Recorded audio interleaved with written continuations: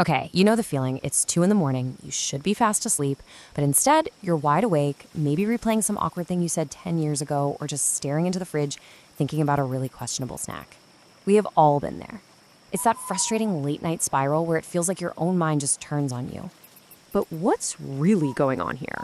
Why is it that the second the clock ticks past midnight, we suddenly become these impulsive, super emotional, overthinking champions? It honestly feels like a totally different person takes over our brain. Well, it turns out there's a real scientific reason for that, and that's what we're going to dig into. Researchers at Harvard actually have a name for this. It's called the mind after midnight hypothesis. And the core idea, as Dr. Elizabeth Clerman puts it, is pretty simple. Deep into the night, your brain just isn't working at full capacity. It's basically a different machine. To really get why, we need to look at our brain's internal clock.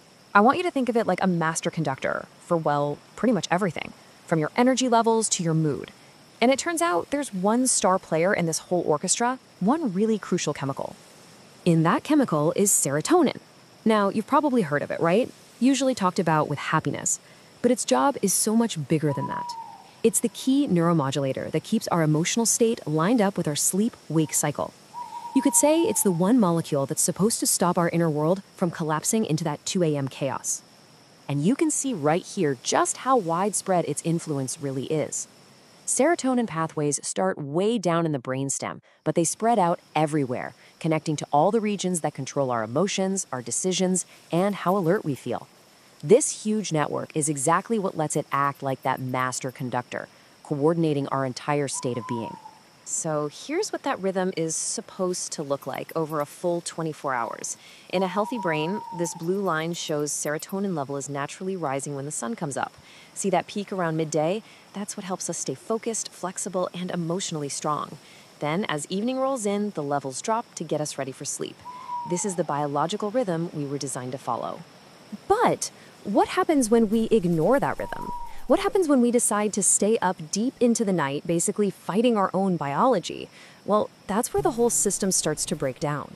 That's when the midnight meltdown begins. Now take a look at the red line. This shows what happens when that beautiful rhythm breaks. Researchers call it circadian flattening. You see it in people with depression, or even just in those of us who consistently mess up our sleep schedule. That healthy peak just disappears. The daytime levels are too low to keep your mood up, and the nighttime levels don't drop low enough for you to get that deep, restorative sleep. The whole system is just out of whack. And the really crucial thing to get here is that this isn't just about feeling tired. This chemical imbalance has very, very real consequences. When that serotonin rhythm flattens out, we see that jump in impulsivity, the late night online shopping spree, and our emotions can totally go haywire. Our judgment gets worse, our entire perception of the world can get twisted toward the negative, and it can even trigger things like binge eating or a relapse. It's basically a recipe for self-sabotage. And all of this chaos directly sabotages the one thing our body is screaming for, sleep. This chart shows you the damage. Compared to healthy sleep, a flattened rhythm just slashes the amount of that restorative deep sleep, the phase our brain desperately needs to repair itself. Instead, sleep gets all broken up with more of those jarring moments where you wake up for no reason. So you're not just sleeping poorly, you're getting a kind of rest that biologically doesn't even restore you. Okay, so that's the bad news. That's the problem. But the good news is you are not powerless here. You don't just have to lie there and take it. We can actually do things to resync our brain's clock and take our nights back from all that overthinking and anxiety.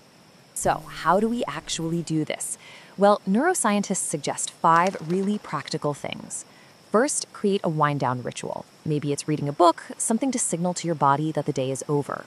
Second, and this is a big one, only get into bed when you're actually tired. This stops your brain from associating your bed with feeling anxious and awake. Third, try meditation or just some simple breathing exercises. This helps calm everything down. And finally, if you've done all that and you're still just staring at the ceiling, get up. Seriously, go to another room, do something calming, and then try again. Hit the reset button. If there's one thing you should take away from all of this, it's a completely new way of looking at the problem. That anxious, impulsive, overthinking mind you meet after midnight, it's not a personal failing. It's not your enemy.